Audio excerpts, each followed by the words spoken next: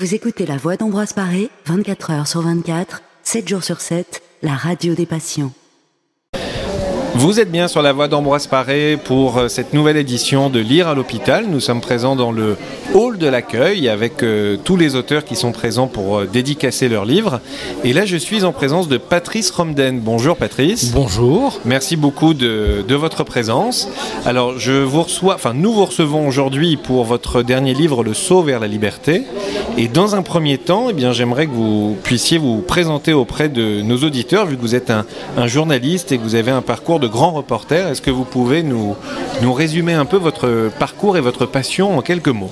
Eh bien écoutez, on va dire que c'est un parcours classique qui commence par jadis La 5, qui est une chaîne qui aujourd'hui est morte, mais où j'ai été reporter. Ensuite, j'ai travaillé à Antenne 2, devenue France 2, comme grand reporter. C'est à cette occasion que j'ai pas mal voyagé pour faire des reportages aussi bien pour le 13h, le 20h ou l'émission Envoyé spécial.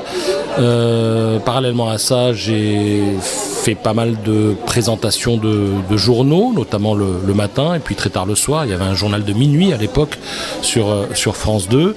Et puis j'ai repris mon parcours de grand reporter et après avoir fait quelques missions sur des terrains un peu compliqués, on va dire, au Kosovo, en Irak, au Proche-Orient, en Afrique. J'ai été nommé correspondant à Berlin. En quelle année ? C'était en l'an 2000. 2000. J'y suis resté de 2000 à 2004. Et puis ensuite, je suis revenu en France, à Paris, où j'ai continué mon métier, on va dire de façon plus bourgeoise, c'est-à-dire plus sédentaire. C'est-à-dire que là, je suis devenu chef, comme on dit. Donc vous êtes chef de service, rédacteur en chef. Vous travaillez sur les journaux télévisés. Et puis ensuite, je suis devenu chroniqueur en faisant la revue de presse de Télématin. Période qui m'a beaucoup plu, parce que j'avais une grande liberté d'exercice. Et aujourd'hui, je présente des émissions sur France Info TV, qui est la chaîne d'information continue de France Télévisions. Voilà. Et alors la petite subtilité, grand reporter par rapport à un reporter quand vous débutez dans le métier et que vous faites des reportages, j'allais dire, au coin de la rue ou dans la ville d'à côté, ou on va dire que vous restez en France, quoi. D'accord. Alors, vous êtes reporter, puis quand vous avez un peu d'expérience et que vous allez sur des terrains, on va dire, un petit peu plus dangereux, vous gagnez le titre de grand reporter. Voilà. Et donc aujourd'hui, on va parler de votre livre Le saut vers la liberté, qui parle de Berlin, de la chute du mur. Ouais.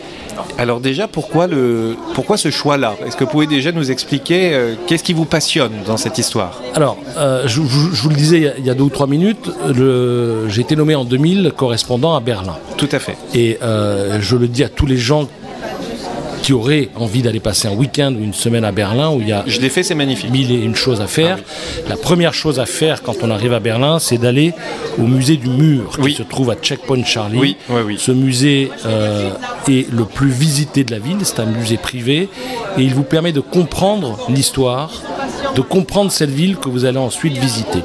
Et ça a été mon cas lorsque je suis arrivé en 2000 à Berlin, ville que je ne connaissais pas.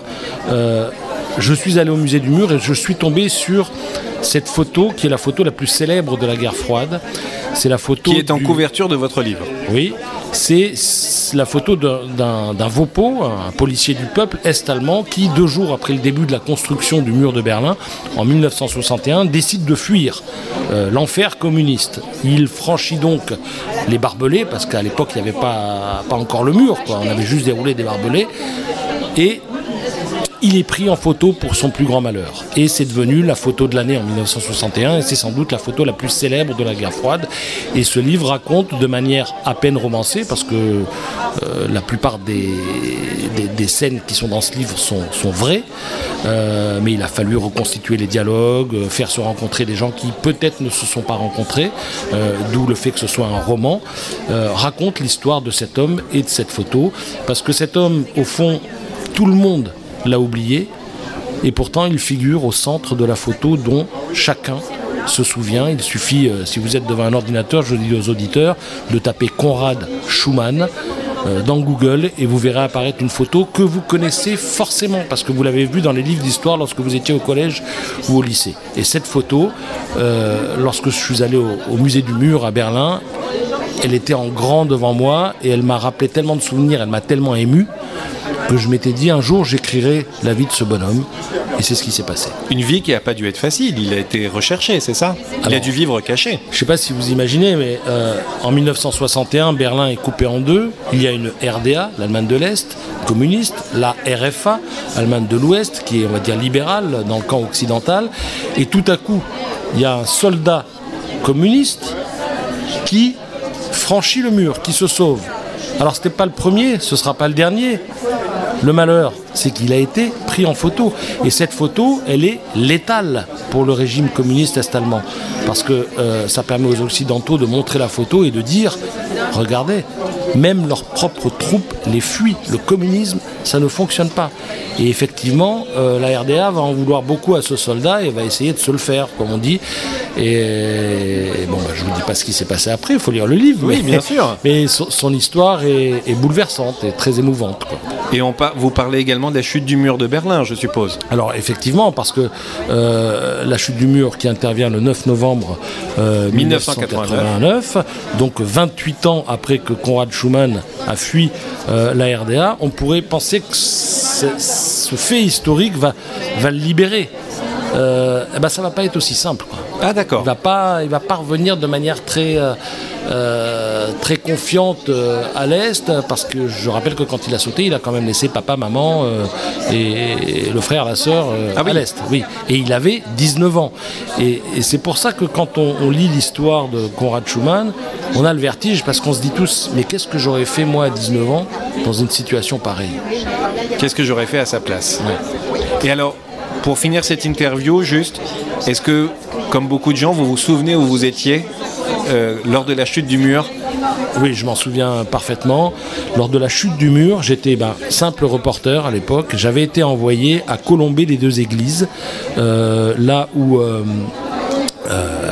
chez le général de Gaulle, oui. Parce que le 9 novembre, c'est aussi la date anniversaire de la mort de Gaulle. Et donc tous les gaullistes, à l'époque du RPR, ou de je ne sais plus quel parti, parce qu'ils changent de nom toutes les 10 minutes, étaient à colomber les églises pour rendre hommage au général de Gaulle. Et moi, j'étais en reportage avec eux. Et là, je me rappelle très bien le rédacteur en chef qui m'appelle, le 9 novembre 89, et qui me dit « Patrice, on change tout, on fait plus l'hommage à de Gaulle, tu fais réagir tous les politiques à ce qui est en train de se passer à Berlin, parce que le mur est en train, et je me rappelle très bien comment il me l'a dit, le mur est en train de se casser la gueule. Donc tu les fais réagir, et surtout, t'oublies pas de leur parler de ce que disait de Gaulle, l'Europe de l'Atlantique à l'oral. On y a cru lorsque le mur est tombé. Aujourd'hui, on voit que c'est pas si simple avec Poutine à Moscou. Eh bien, merci beaucoup pour cette interview passionnante. Donc, je rappelle le titre de votre livre, Le saut vers la liberté, aux éditions Plomb. Patrice Romden, merci beaucoup. Vous retrouvez tous les livres sur le stand de la librairie Périple dans le hall de l'hôpital jusqu'à 18h avec les auteurs, dont Patrice qui se fera un plaisir de vous dédicacer son livre. Merci beaucoup. Merci à vous. Vous écoutez La Voix d'Ambroise Paré, 24 heures sur 24, 7 jours sur 7, la radio des patients.